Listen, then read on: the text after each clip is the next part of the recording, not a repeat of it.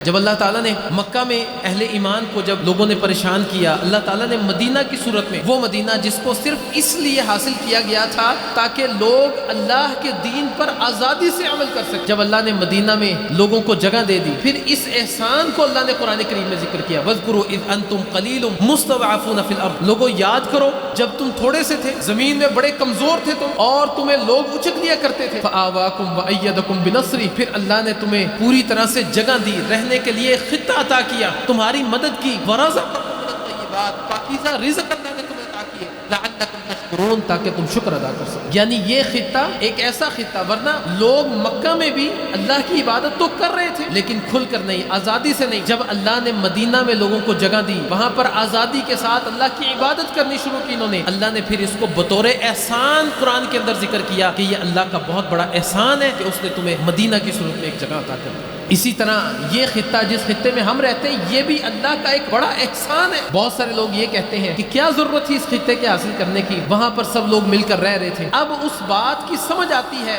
کہ جو حالات انڈیا کے اندر مسلمانوں کے ساتھ ہو چکے ہیں، اس کے بعد سمجھ آتی ہے کہ ہاں ایک الگ خطہ، اس کی ضرورت کیا تھی۔ یہاں پر لوگ آزادی کے ساتھ اللہ کے دین پر عمل کرتے ہیں، اور اس خطے میں جس کو لوگ اہمیت کا حامل ٹھہراتے ہیں کہ وہیں پر ٹھیک تھے، آج وہاں یہ بل پاس ہو چکا ہے کہ کسی بھی مسجد کو گرا کر مندر بنا لیا جائے، کوئی پوچھنے والا نہیں۔ اور اس بل کے تناظر میں، اس کے پاس ہونے کے بعد، کئی مساجد کو انہوں نے اپنے قبضے میں لے لیا۔ لیکن یہاں پر ہم آزادی سے اللہ کے دین پر عمل کرتے ہیں، اور صرف دین پر عمل نہیں کرتے، آزادی سے اپنے گھروں میں جاتے ہیں۔ نبی مکرم صلی اللہ علیہ وسلم جب کسی بھی سفر سے واپس آتے، آپ اپنی اونٹنی پر موجود ہوتے تو اس کو ایڑ لگاتے، اور جب مدینہ کی دیوار نظر آتی اللہ کے نبی کو تو سواری کو تیز کر دیتے۔ یہ مدینہ کی محبت تھی رسول اللہ صلی اللہ علیہ وسلم کے دل میں، یہ اپنے گھر کی محبت تھی، اپنے وطن کی محبت تھی۔ حالانکہ یہ بھی کہا جا سکتا تھا کہ مکہ جیسے عظیم شہر کو چھوڑ کر مدینہ میں آنے کی کیا ضرورت تھی۔ ضرورت یہی تھی کہ ایک اللہ کے دین پر عمل کیا جائے، اور پھر وہ خطہ جس میں آزادی،